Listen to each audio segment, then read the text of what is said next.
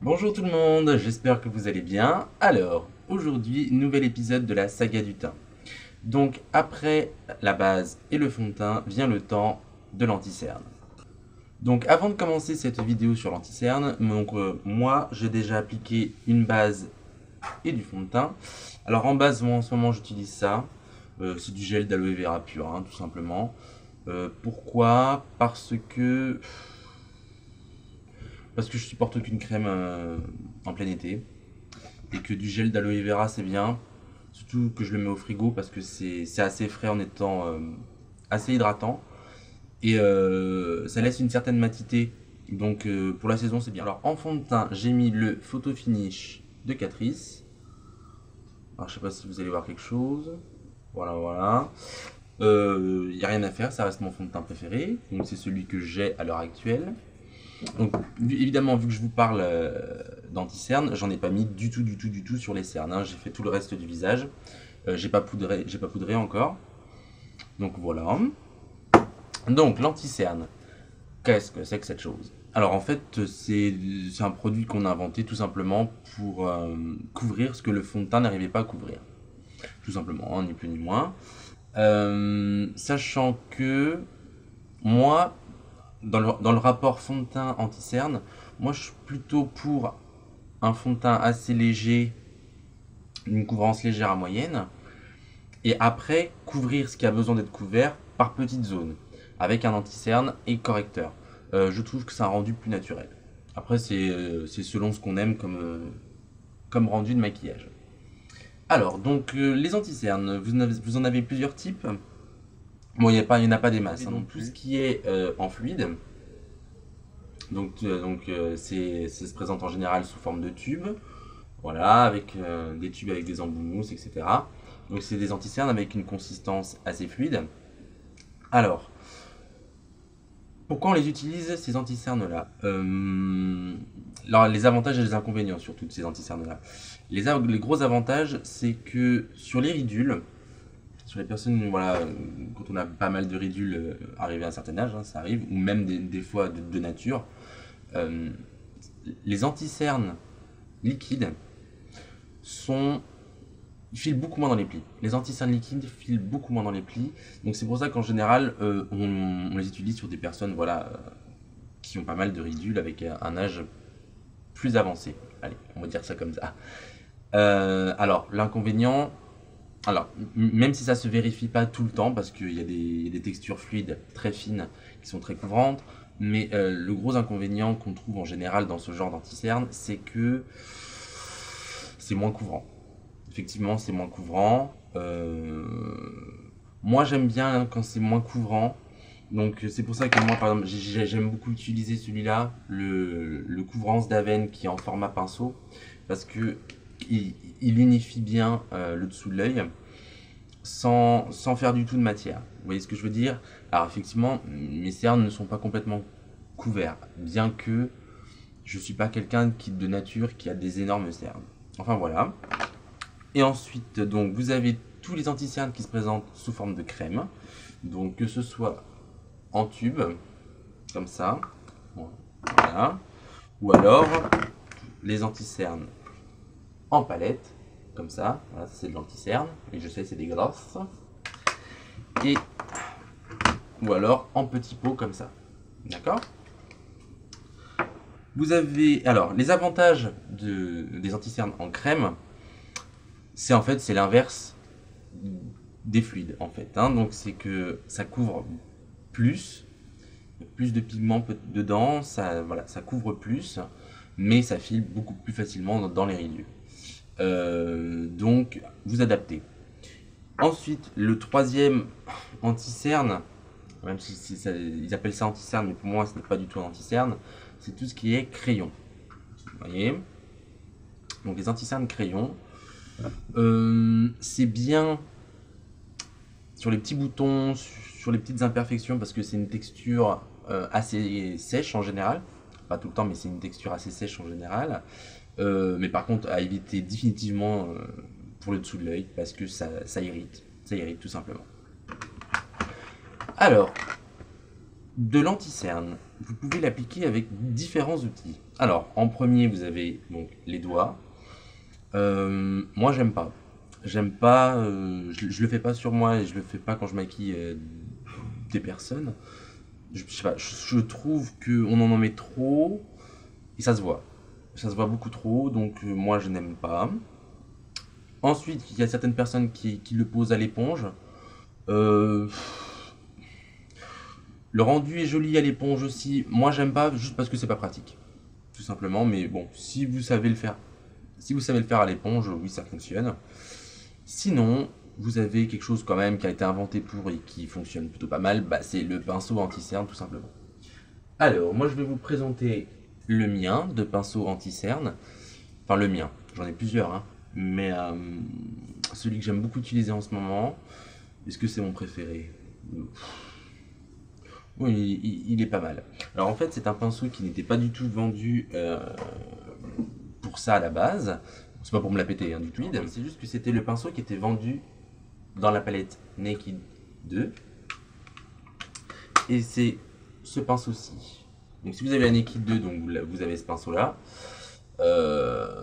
Et je le trouve vendu. Alors ce pinceau, en fait, c'est un pinceau double embout.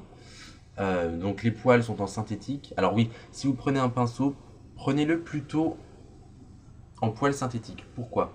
Parce que le poil synthétique va faire glisser la matière. Plutôt qu'un poil en fibre naturelle, parce que les écailles du poil vont s'accrocher dans la matière et ça va abîmer votre pinceau, tout simplement. Alors, quel anti-cerne moi je vais utiliser aujourd'hui? Celui que j'utilise tout le temps, parce que je le trouve vraiment très bien. C'est celui-ci. Alors, je vais m'approcher, je sais pas si vous verrez rien du tout. Alors j'ai vu que je pouvais faire une mise au point, mais elle est manuelle. Est-ce que ça marche? Ah bah oui, ça marche.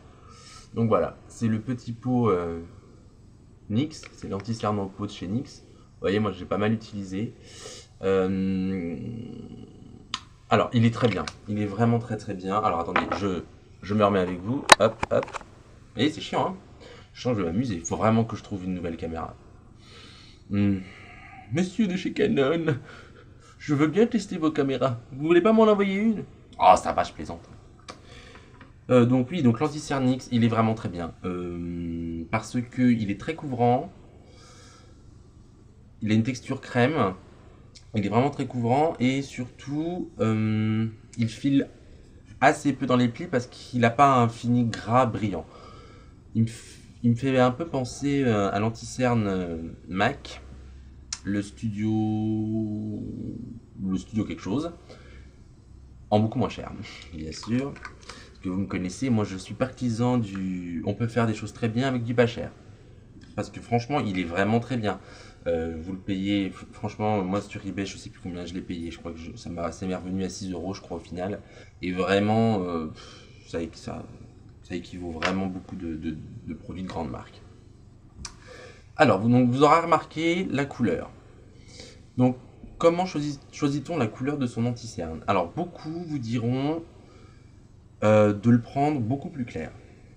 Moi, je trouve que ça fonctionne pas. Alors, ça dépend après quel rendu de maquillage un pinceau. Oui, donc si vous voulez un maquillage où ça ne vous dérange pas, que ça se voit beaucoup, effectivement, vous pouvez prendre 2 tons en dessous. Sachant que moi, j'aime pas. Dans le sens que ça fait pas du tout naturel. Genre, quand vous avez la peau qui tombe dans les médiums et que vous mettez en dessous de l'œil, enfin, voilà, limite ivoire, quasiment blanc, enfin, ça se voit. Enfin, en plus, je trouve, parce que ça vieillit. Enfin, ça vieillit. Un anti-cerne trop clair, ça vieillit. Et ça fait l'effet inverse que vous voulez avec l'anti-cerne. Je trouve que ça porte le regard encore plus sur cette zone-là. Donc, préférez plutôt, au niveau intensité de couleur, plutôt quelque chose qui correspond à la couleur de votre fond de teint, voire quand même un demi-ton plus clair, parce que c'est effectivement, quand c'est un peu plus clair, mais un demi-ton pas plus, ça éclaire le dessous de l'œil, effectivement, donc ça contrebalance le foncé.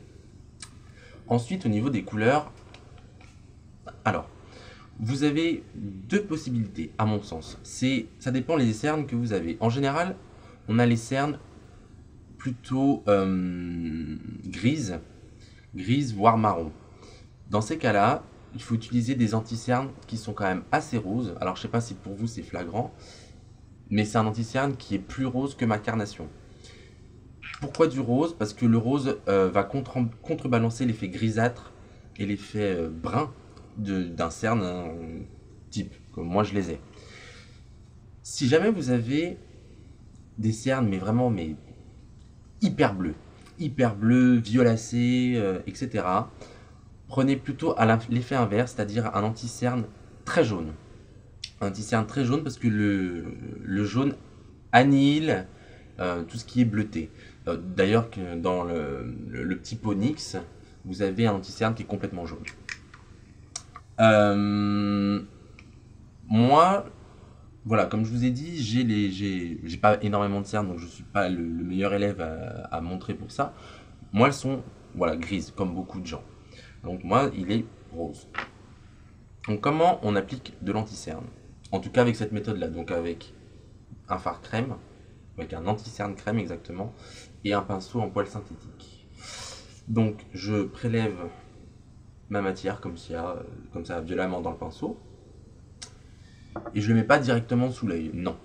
Je commence déjà à étaler, à chauffer la matière sur le dos de ma main, pour que sur mon pinceau il y ait une couche fine, pour éviter d'avoir un gros placard sous les yeux. Il vaut mieux, comme beaucoup de choses en maquillage, en mettre petit à petit et en rajouter si vous avez besoin.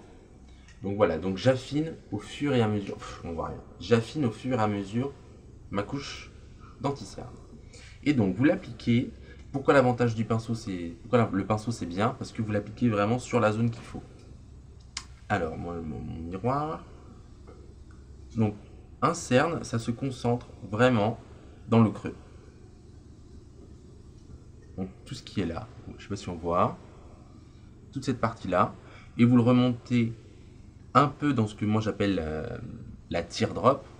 Donc c'est sur le V interne de l'œil, parce que dans ce coin là on a une petite veine et c'est souvent sombre. Ne le remontez pas jusqu'au sourcil s'il vous plaît, parce que sinon ça va casser l'ossature de votre œil. Donc c'est vraiment, ça se concentre dans cette partie. Si vous avez, ça arrive de temps en temps, la bordure de l'œil, la bordure le ras de cils quoi, inférieur un peu rouge, ça peut arriver, passez-en un tout petit peu, mais un tout petit peu avec la fin du pinceau. Voilà. Alors surtout, moi un conseil que je vous donne, ne laissez pas l'anti-cerne pile dans le creux. Parce que sinon, alors, le clair fait avancer, mais si vous le laissez dans le creux, déjà ça apporte de la tension dans ce creux. Et surtout, ça va donner l'effet inverse. Il vaut mieux plutôt descendre un petit peu votre anti-cerne, le faire dépasser de votre creux naturel. Donc vous faites venir un peu sur le nez et vous faites vraiment descendre. Comme ça, après, quand vous allez estomper, ça va se fondre avec votre fond de teint. Donc il vaut mieux commencer comme ça. Ensuite, une autre question qu'on me pose souvent, est-ce que je mets, parce qu'on a souvent un peu des rougeurs ici, est-ce que je mets de l'anti-cerne de l'autre côté? Tout dépend. Si vous avez des ridules ou pas. Si vous avez des ridules, sachez que comme les yeux est une des parties du visage qui bouge le plus, ça va filer énormément dans les plis ici. Et ça va vous vieillir. Le fait que votre anti-cerne file dans les plis voilà, sur le coin de l'œil, ça va vous vieillir. Alors, si vous avez vraiment une peau de bébé, vous êtes jeune, moi j'ai que 23 ans donc je peux le faire, avec le reste du pinceau, vraiment vous en passez un coup pour contrebalancer effectivement les petites veines qui passent ici et l'effet un peu rouge qu'on peut avoir. Mais vraiment, il faut que ça reste léger. Si vous commencez à avoir des ridules, dans ces cas-là, prenez un anti-cerne fluide, même en pinceau, parce que ça sera un peu plus fluide en général, pour en mettre juste spécifiquement ici, parce que ça ira beaucoup moins dans les ridules, comme je vous ai dit au début de la vidéo. Sinon, si vous avez vraiment beaucoup de ridules, évitez. Évitez, je sais, c'est con à dire, mais évitez, parce que c'est vraiment une zone qui bouge en permanence, et un anti-cerne, même si on vous vend des tas de choses, genre que ça bouge jamais 24 heures, tout ça, non, ça c'est de la connerie pure et dure. Donc voilà, donc ça c'est la première étape, c'est-à-dire que le pinceau plat, quand vous avez un pinceau anti-cerne, en général il est plat, ça sert à poser votre matière. Ensuite, vous prenez un deuxième pinceau. Alors soit, si vous n'avez pas ce genre de forme de pinceau, donc un estompeur un peu synthétique, vous prenez, vous pouvez le faire avec un estompeur en poil naturel. Si vous n'avez pas peur d'abîmer votre pinceau, parce que ça peut abîmer votre pinceau, ou alors un gros pinceau plat synthétique pour essayer de flouter un peu mou le pinceau synthétique si vous avez. Sinon, bah, vous essayez d'estomper avec celui-ci. Donc pourquoi ce pinceau-là il est génial? Parce que vous avez donc un estompeur synthétique. Et ça, c'est génial. Ça vous fait un anti-cerne super diffus. Donc pour estomper, bah, vous estompez quoi. Alors vous pouvez faire des petits ronds. Le tout est d'être très délicat parce que c'est une zone, cette zone de l'œil est vraiment très fragile. Voilà. Et ça va super bien avec ce pinceau, vous voyez, c'est... vous voyez, par rapport à l'autre œil. Alors moi je suis pas quelqu'un de naturellement très cerné, donc moi là ça me suffit. Là pour les besoins de la vidéo je vais en rajouter une couche. Hop.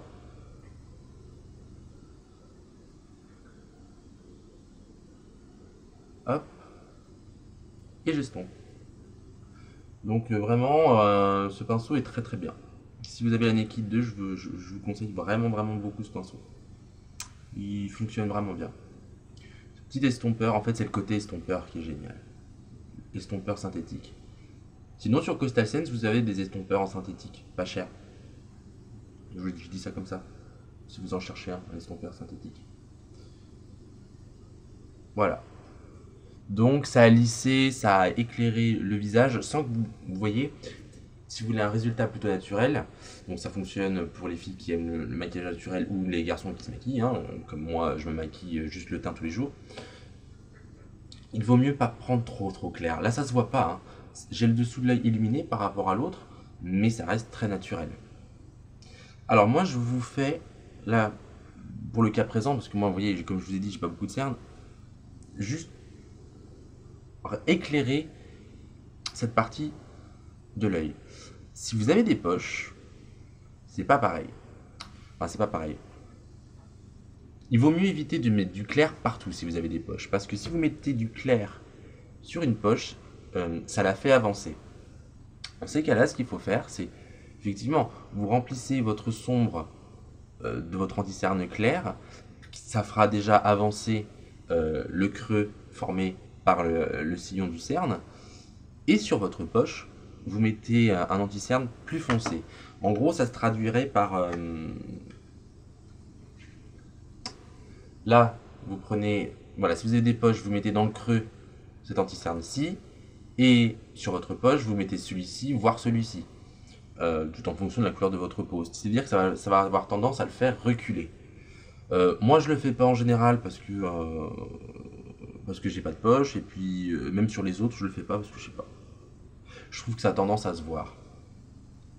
Je sais pas, je trouve que ça a tendance à se voir, et puis c'est chiant à faire. Dans ces cas-là, il vaut mieux déjà essayer de faire dégonfler la poche avant de se maquiller. Moi, alors, ce que je fais, c'est des trucs tout bêtes de grand-mère, hein, c'est des sachets de thé, si vous buvez du thé que vous mettez au frais pour le lendemain l'appliquer sous les yeux, ou alors tout simplement je mets une bombe d'eau d'Aven thermale en spray et le matin, donc cette bombe d'eau d'Aven je la mets au frigo et le matin je prends un coton, je l'imbibe de cette eau fraîche et voilà, j'en fais des cataplasmes sous les yeux pour désengorger. Voilà. Ou alors tout simplement vous savez les masques en gel qu'on vend, ça fonctionne très bien aussi. Mais essayez plutôt que de cacher une poche, essayez de la désengorger. Et si vraiment ça fait pas quelque chose, soit vous mettez pas de matière de denticerne dessus, ça sert à rien, soit vous essayez la méthode que je viens de vous dire. C'est-à-dire que là vous mettez votre clair et vous mettez le plus foncé sur votre poche. Voilà, bien avec ce. Alors, est-ce qu'on met de l'anticerne sur la paupière? Moi je vous dirais non. Non parce que ça dépend ce que vous avez mis avant. Déjà parce que sinon ça vous fait tout le tour de l'œil super clair. Alors si vous mettez du fard à paupières juste après, c'est pas gênant. Mais là je vous parle dans le cas que vous le laissez comme ça. Sans vous mettre de couleur sur vos paupières. Préférez plutôt mettre du fond de teint ce sera plus naturel, plus léger. Et si vous mettez du fond de teint et par-dessus de l'anti-cerne, après ça va avoir tendance à filer dans les plis de la paupière. Donc une couche de produit et de préférence du fond de teint. Mais donc pas d'anti-cerne sur la paupière, de préférence. Merci. Voilà, donc mon anti-cerne est appliqué, j'ai l'air plus réveillé. C'est bien, c'est l'effet que je voulais. Alors, là je vous parle que de l'anti-cerne. Après, je ferai une autre vidéo correction. C'est-à-dire pour tout ce qui est petits boutons, rougeurs, etc. Parce que anti-cerne et correction, c'est pas la même chose. On peut utiliser son anti-cerne pour faire ces petites corrections, ça fonctionne, hein, quand on est pressé, ça fonctionne. Mais si on veut le faire vraiment bien, il vaut mieux utiliser des produits qui sont adaptés pour, genre voilà, les correcteurs en palette avec différentes couleurs. C'est plus adapté pour ça. Mais bon, hein, voilà, c'est histoire aussi de faire 2 vidéos. Hein, c'est plus pratique pour moi. Alors, donc là, je vais m'avancer un petit peu sur la vidéo que j'allais faire sur la poudre, mais parce que là je vais poudrer mon anti-cerne avec cette poudre-ci, qui est une poudre essence. C'est la, vous voyez rien, vous voyez jamais rien. C'est la 50s Girls Reloaded. C'est une poudre transparente, libre. Elle est bien parce qu'elle se voit pas trop. Mais je vous parlerai de la poudre plus précisément. Voilà, donc là, je l'applique avec un pinceau biseauté, comme ça. Hop. Je la tapote et je l'étire pas. Parce que si j'étire, j'entraîne toute la matière en même temps. Vérifiez avant de poser votre poudre que votre anti-cerne n'a pas filé dans les plis. Parce que sinon, vous allez fixer votre anti-cerne qui a bougé. Il faut qu'il soit vraiment lisse avant d'appliquer votre... On met de avec la poudre. Donc ça c'est un anti-cerne ultra classique, hein, c'est-à-dire que c'est vraiment juste éclairer le sombre. Vu que j'ai pas de poche à diminuer, tout ça. C'est vraiment un anti-cerne classique. Donc ce sera tout pour cette vidéo là. Bon, c'est pas une vidéo super fun, mais bon, en même temps, hein, je peux pas toujours être... Ah non, j'ai pas de gloss, j'ai mis du Carmex. Et le Carmex, si vous le savez, ça brille un peu. Mais si j'en mets pas, je meurs. Qu'est-ce que je vous disais? Oui, donc c'est une vidéo pas très fun, mais bon, en même temps, voilà, hein, l'anti-cerne, il n'y a pas 36 000 choses à dire, hein, c'est assez facile. La prochaine vidéo sera un peu plus intéressante parce que quand même, c'est les corrections de visage, donc c'est le rapport couleur, comment corriger un bouton, etc. Voilà, là, ce sera plus intéressant. Donc mes petits Pokémon, je vous embrasse très fortement, je vous envoie plein de paillettes dans vos faces. Et surtout, n'hésitez pas à vous abonner. Parce que voilà, je savais que j'avais oublié quelque chose. 2-3 petites recommandations. Donc, premièrement, pas d'anti-cerne si vous n'avez pas le contour de l'œil hydraté. Non, sinon ça fait effet cake et on le voit de suite. Donc, surtout, on s'hydrate le contour de l'œil. Alors, autre conseil, si vous utilisez l'anti-cerne avec vos doigts, surtout si vous avez des matières un peu crème comme ça, pensez à chauffer un peu vos doigts entre eux avant et même avec le produit dessus, à chauffer le produit entre vos doigts pour qu'il s'étale mieux et éviter que ça fasse des paquets. Donc chauffez vos doigts. Un autre conseil que je peux vous donner, c'est de vous maquiller assez loin quand vous posez votre anti-cerne. Parce que si vous vous maquillez la tête collée contre le miroir, vous avez tendance à en mettre beaucoup plus. Et donc après, quand vous vous reculez, bah ça se voit. Vaut mieux vous maquiller un peu loin du miroir, comme ça vous avez tendance à en mettre moins. Et donc ça se voit moins. Autre conseil, si vous utilisez des pinceaux pour l'anti-cerne, lavez-les. Parce que c'est une zone très fragile, donc évitez de mettre des bactéries dedans. Hein, donc on lave ces pinceaux. Autre petit conseil, si jamais vous avez vraiment des cernes un peu prononcées, mettez un peu d'enlumineur dans le V interne de l'œil, parce que ça va détourner l'intention. Déjà ça va illuminer et ça va détourner l'attention sur cette partie de l'œil. Hein, donc petite astuce. Voilà, c'est fini, vraiment cette fois-ci.